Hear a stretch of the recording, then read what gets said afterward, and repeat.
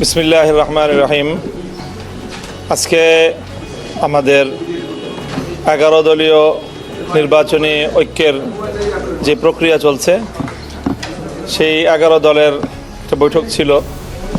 আমরা শীর্ষ বৈঠকের এই আয়োজনটা খুবই তাড়াহুড়ার মধ্যে এবং একটু ক্রিটিক্যাল সময়ে নির্ধারণ করতে হয়েছে।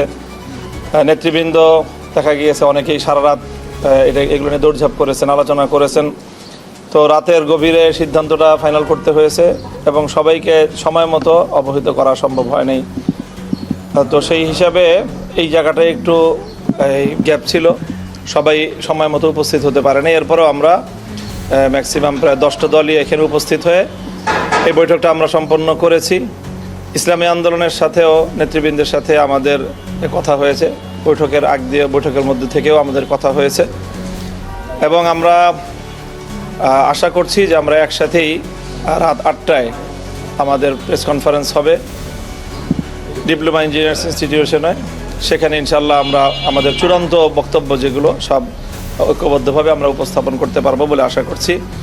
ইসলামী আন্দোলনের ব্যাপারে আমাদের প্রত্যাশা যে ইনশাল্লাহ আমরা যেভাবে একসাথে শুরু করেছিলাম আমরা একসাথেই সামনের দিকে অগ্রসর হতে পারবো।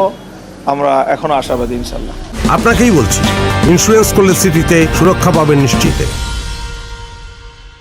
আচ্ছা, একটি বিষয় উঠে আসছে, মানে একটু আগে যখন আমরা খেলাফতে মজলিসের নায়েবে আমির ওনার সাথে কথা বলছিলাম, আজকে বৈঠকে আপনারা 45টি আসন সমঝোতার ব্যাপারে 45টি আসন কোথায় দেওয়া হচ্ছে ইসলামী আন্দোলনকে, এরকম একটি আলোচনায় এসেছেন, একটু যদি বলেন।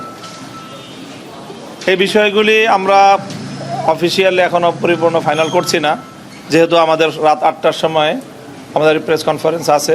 আসন সংক্রান্ত যাবতীয় ডিটেলস আমরা সেই কনফারেন্সেই করব ইনশাল্লাহ এবং সেখানে ইসলামী আন্দোলনকে অ্যাকোমোডেট করেই আমরা আমাদের চূড়ান্ত তালিকা আমরা প্রকাশ করতে পারবো বলে আমরা আশা করছি ইনশাল্লাহ।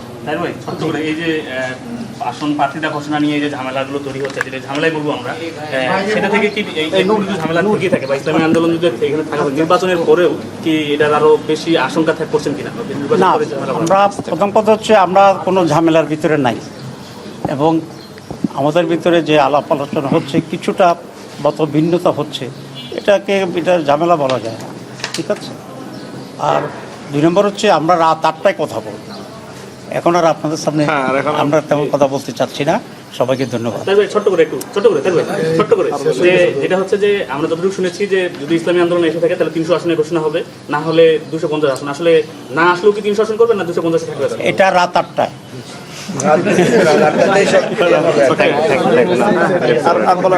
আর ধন্যবাদ সবাইকে, ঠিক আছে।